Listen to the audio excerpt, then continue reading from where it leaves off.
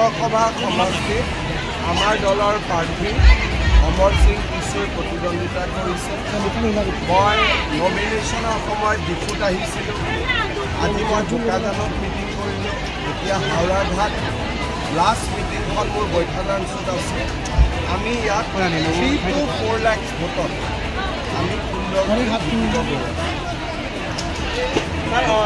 জে.আই. কাঠাৰ বুলি জে.আই. কাঠাৰ কিন্তু এইবাৰ বহুত ষ্ট্ৰং বুলি আমি গম পাইছোঁ। জে.আই. কাঠাৰ হ'ল অল পাৰ্টি হিল লিডাৰ। তেওঁ হৈছে লিডাৰ, আমি হৈছোঁ সৰু মানুহ। গতিকে লিডাৰৰ জেগাত থাকিব, আমি সৰু মানুহৰ মাজত থাকিম। বিজেপিৰ পৰা আৰু এজন ex-AM প্ৰদীপ ৰংকিয়ে ৰিজাইন কৰিছে ছাৰ, কংগ্ৰেছৰ। তেওঁ যোৱাবাৰৰ পৰাই টিকট পোৱা নাছিল, তেওঁ আগৰ পৰাই মনটো বেয়া আছিল, আকৌ আহিব যাব। ছাৰ এবাৰ MP আকৌ আগৰবাৰ জিকিলে আৰ্টিকল 244 ইমপ্লিমেণ্ট কৰিব চিন্তা কৰিব আগৰবাৰটো যোগান দিছিল 2448 অলৰেডি হৰেণ সিং দেৱ বিল ছাবমিট কৰি দিছে। এতিয়া অমৰ সিং পিছুৱে আকৌ বিলটো চলাব। ছাৰ PGR VGR বিষয়ে কিবা ক'ব নেকি? PGR VGRত অলপমান সমস্যা আছে। ইলেকশ্যনৰ পিছত মই ডিফুত আহিম, সকলো ৰাইজৰ লগত কথা পাতি সমস্যাটো সমাধান কৰিম। আৰু নতুন মানুহ কাৰ্বি আংলঙত আহিব নালাগে। যিটো সভাত কৰিছে তেখেতে আকৌ পঠিয়াই দিব। এতিয়া চবৰ লগত আপোনালোককো মাতিম, একেলগে বহি ৰাউণ্ড টেবুল ডিছকাশ্যন কৰি এইটো ছল্ভ কৰি প্ৰব্লেম হ'ব। ছাৰ মেঘালয়ত 3জনকৈ যুৱকক হত্যা কৰা হ'ল, কি ক'ব? জীৱনটো জ্বলাই দিয়া হ'ল। মেঘালয় পুলিচক আমি ৰিকুৱেষ্ট কৰিছোঁ যাতে পানিছমেণ্ট দিয়ে। ক্ৰাইম যোনে কৰিছে তেনেকৈ অসম পুলিচৰ জুৰিডিকশ্যন নহয়, মেঘালয় পুলিচৰ জুৰিডিকশ্যন। আমি তেওঁলোকক বেকআপ কৰিছোঁ। 3 লাখটোতো সদায় দিব, এইবাৰ 4 লাখৰ কাৰণে হৰেণ সিং হৰেণ সিং বেটকৈ বেছি পাম বুলি আশা কৰিছোঁ। হৰেণ সিং বেটকৈ আমি কিয় পাম? আগতেতো ক্লেণ্ডন ইংকি আমাৰ লগত নাছিল, অন্য হয়। হৰসিং ইংকি আগত নাছিলে, এতিয়া ল'ৰা এতিয়া আমাৰ লগত জইন কৰিলে। আমাৰ ডেইলি 3 to 4,000 জইনিং হৈ আছে। আৰু আগতে কাৰ্বি আংলঙত ইমান কামো হোৱা নাছিল, এতিয়াতো কামো বহুত বাঢ়ি গ'ল। আৰু এতিয়া আমাৰ টিমটো বহুত ষ্ট্ৰং হৈ গ'ল। সেইকাৰণে মই ভাবোঁ অসমৰ চব চিটতে যোৱাবাৰতকৈ আমি বেছি দিওঁ। ছাৰ ইতিমধ্যে আপুনি এটা ঘোষণা কৰিছে যে ৰাস্তা এটা নিৰ্মাণ কৰিব। এইটো অলৰেডি আমাৰ চেংচন হৈ গ'ল। কোঠৰীৰ পৰা দকমকা ভিতৰেদি হ'ব 300 crores আমি চেংচন। অসমে কৈছে এতিয়ালৈকে 40টা এছেম্বলি 5টা সমষ্টি 40টাৰে নিৰ্বাচন হৈ গ'ল। তাৰে তেওঁলোকে 40টা এছেম্বলিত বিজয় হ'ব পাৰে। ভূপেন বৰাই নিজে যিটো সমষ্টিৰ ভোটদান কৰে, সেই সমষ্টিটোত কংগ্ৰেছ জিকক তাকেই মই আশা কৰিছোঁ। বেলেগৰ কথা বহুত আঁচনি দিলে, কিন্তু অংগনবাড়ী দৰমহাৰ ক্ষেত্ৰত আপুনি কি ক'ব? অংগনবাড়ীৰ অলপ সমস্যা আছে, তেওঁলোকে আন্দোলন কৰি আছে। আৰু আপোনালোকে জানে দুখত থকাটো ভাল, এই চিটু টিটু কৰিব নালাগে। আৰু আন্দোলন কৰিলে মোৰ ভাল নালাগে। মোৰ লগত কথা পাতিলে দয়াটো কৰোঁ, কিন্তু চিটু কৰি থকাটো বেয়া কৰি আছে। বাকীখিনি চাব লাগে, চাব লাগিব। সেইকাৰণে ইলেকশ্যনৰ পিছত চিটুটো অলপমান চিটুৰ পৰা মানুহখিনি গুচাই লৈ আহিব লাগিব। কাৰণ এইবিলাক ট্ৰেড ইউনিয়ন, বাচ্চাৰ লগত ট্ৰেড ইউনিয়ন কৰাটো ভাল নহয়। অসমৰ UCC বনিব নেকি ছাৰ?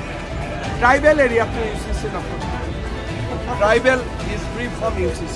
ছাৰ এটা প্ৰশ্ন আছিল আপোনাৰ কাৰণে, কিয়নো আমাৰ লাংফেৰ বকুলাঘাট লাংফেৰ তাত ফায়াৰ ব্ৰিগেডৰ এটা বহুত প্ৰয়োজন হৈছে। আৰু আমি টুৰিজম ডাঙৰীয়াও কৈছোঁ আপোনাৰ হ'ব এইটো দিয়া হ'ব অলপ সোনকালে ছাৰ। ঠিক আছে, কিন্তু ইমান কম বাপৰে। কাৰ্বি আংলঙৰ ল'ৰা ছোৱালী আছাম ইউনিভাৰ্চিটি আছে, কিন্তু যিমান ল'ৰা আজিকালি ডিগ্ৰী পাছ কৰে, যদি ঘৰতে এখন ইউনিভাৰ্চিটি হৈ যায়, আমি ঘৰতে ধুনীয়াকৈ পঢ়িব পাৰিম। শ্ৰদ্ধাৰ ৰাইজ, আজি আমাৰ যেতিয়া মই যোৱাবাৰ ইলেকশ্যনত আহিছিলোঁ, পাৰখোৱাৰ পৰা ডিফুলৈকে আমাৰ ৰাস্তাটোৰ কি অৱস্থা আছিল, হাওৰাঘাটত ৰাস্তাৰ কি অৱস্থা আছিল, আজি আপোনালোকে দেখিছে যে পাৰখোৱাৰ পৰা ডিমাপুৰলৈকে মোদীজীয়ে ধুনীয়া নেশ্যনেল হাইৱে আজি আমাক বনাই দিছে। আগতে ৰাস্তা কি আছিলে? কংগ্ৰেছৰ দিনত ৰাস্তা বনাইছিলে গাত গাত গাত গাত এতিয়া ডিমাপুৰলৈকে যাবৰ কাৰণে আমাক সময় নালাগে কেইদিনমান আগতে মই ডিমাপুৰ গৈছিলোঁ ডিমাপুৰৰ মোক CM-এ কৈছিলে যে আমি আপোনালোকক বিৰাট ধন্যবাদ দিছোঁ যে আপোনালোকে ডিমাপুৰৰ পৰা হাওৰা ঘাট হৈ পাৰখোৱা হৈ ধুনীয়া ৰাস্তা বনাই দিলে এতিয়া ডিমাপুৰৰ পৰা গুৱাহাটী আমি 5 ঘণ্টাত গৈ পাই যাওঁ হয়নে নহয় আজি আপোনালোকে চাব যে আমাৰ কাৰ্বি আংলঙত প্ৰধানমন্ত্ৰী আহিলে ৰাষ্ট্ৰপতিও অহাৰ কথা আছিলে বৰষুণৰ কাৰণে সিদিনাখন আহিব নোৱাৰিলে কিন্তু ইয়াৰ পিছৰবাৰ যেতিয়া তাৰালাংচত ইউথ ফেষ্টিভেল হ'ব মই আকৌ ৰাষ্ট্ৰপতি মহোদয়াকো ইয়াত আকৌ লৈ আছোঁ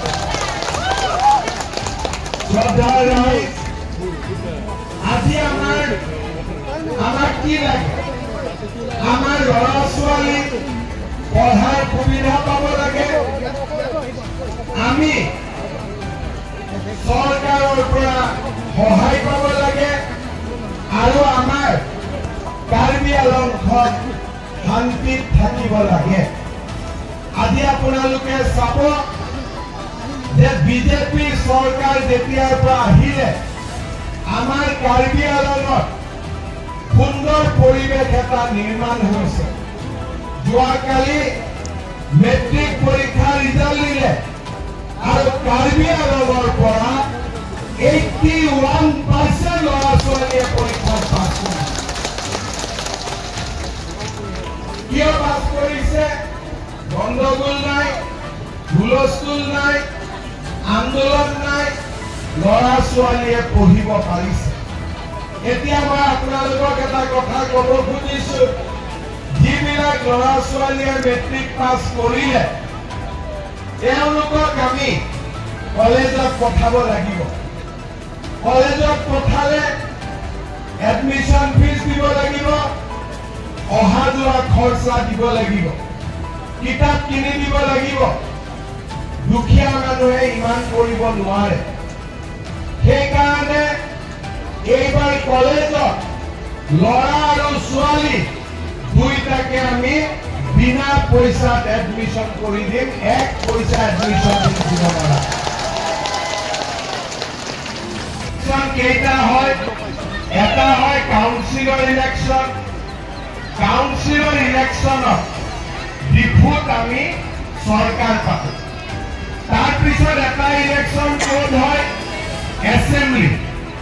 এছেম্বলিত আমি চিফ মিনিষ্টাৰ পাতো আৰু এটা ইলেকশ্যন হয় পাৰ্লিয়ামেণ্ট য'ত আমি প্ৰধানমন্ত্ৰী পাতো এইবাৰ এছেম্বলি ইলেকশ্যন হৈ গ'ল কেইদিনমান আগতে কাউন্সিলৰ ইলেকশ্যন হৈ গ'ল কোন জিকিলে দিছপুৰত বিজেপি জিকিলে ডিফুত বিজেপি জিকিলে এতিয়া আমাৰ আকৌ ইলেকশ্যন আহিলে কাৰ কাৰণে যে আমি প্ৰধানমন্ত্ৰী গাত পাতিম আজি মই অসমৰ চুকে কোণে ঘূৰি ফুৰিছোঁ লগতে ভাৰতৰো মই বিভিন্ন ৰাজ্যত গৈছোঁ সকলো মানুহে এটাই কথা কৈ আছে আপকি বাৰ মোদী চৰকাৰ হয়নে নহয় সকলোৱে নৰেন্দ্ৰ মোদী ভাৰতৰ প্ৰধানমন্ত্ৰী পাতিব খুজিছে মোদীজীক যদি আমি প্ৰধানমন্ত্ৰী পাতো আমি কি কৰিব লাগিব পদুম ফুলৰ ছবিত ভোট দিব লাগিব অমৰ সিং টিছুক আমি MP পাতিব লাগিব পাতিম নে নাই আমি সকলোৱে পাতিব নে নাই যদি সকলোৱে পাতে এটা ডাঙৰ কৰি অমৰ সিং টিছুৰ কাৰণে হাত চাপৰি বজাই একদম ডাঙৰ কৰি বঢ়িয়া শ্ৰদ্ধাৰ ৰাইজ মোদীজীয়ে আমাক বেংক একাউণ্ট দিছে, মোদীজীয়ে আমাক ৰেচন কাৰ্ড দিছে, মোদীজীয়ে আমাক বিনা পইচাত চাউল দিছে, উজ্জ্বলা গেছ দিছে, আৰু মোদীজীয়ে আমাক আয়ুষ্মান ভাৰতৰ কাৰ্ড দিছে। যদি আমাৰ বেমাৰ আজাৰ হয়, এই আয়ুষ্মান ভাৰতৰ কাৰ্ড লৈ গৈ আমি মেডিকেলত ট্ৰিটমেণ্ট কৰিব পাৰোঁ। আমি টকা পইচা 5 লাখ টকালৈকে দিব নালাগে। শ্ৰদ্ধাৰ ৰাইজ, আজি যেতিয়াৰ পৰা বিজেপি চৰকাৰ হৈছে তেতিয়াৰ পৰা আমাৰ অসমখন শান্তিত আছে। বড়ো আন্দোলন হৈছিলে, বড়ো শান্তি চুক্তি হ'ল। কাৰ্বি আন্দোলন হৈছিলে, কাৰ্বিত আজি আমাৰ শান্তি চুক্তি হৈছে। ডিমাচা আন্দোলন হৈছিলে, ডিমাচাৰ শান্তি চুক্তি হ'ল। আদিবাসী আন্দোলন হৈছিলে, আদিবাসী শান্তি চুক্তি হ'ল। আৰু আলফাৰ আন্দোলন হৈছিলে, আলফাৰ লগতো শান্তি চুক্তি হ'ল। আজি অসমত কাৰ্বি, ডিমাচা, বড়ো, আদিবাসী, অসমীয়া, বঙালী, গোৰ্খা, হিন্দী ভাষী আমি সকলো মানুহ একেলগে থাকোঁ, কোনো গণ্ডগোল নাই। আৰু আজি আমাৰ কাৰ্বি আংলংখন আটাইতকৈ অসমৰ ভিতৰতে ডেভেলপ জিলা হৈ গৈ আছে, আটাইতকৈ উন্নত জিলা হৈ গৈ আছে। শ্ৰদ্ধাৰ ৰাইজ, যেতিয়া আমাৰ কাউন্সিলৰ ইলেকশ্যন হৈছিলে তেতিয়া মই আপোনালোকক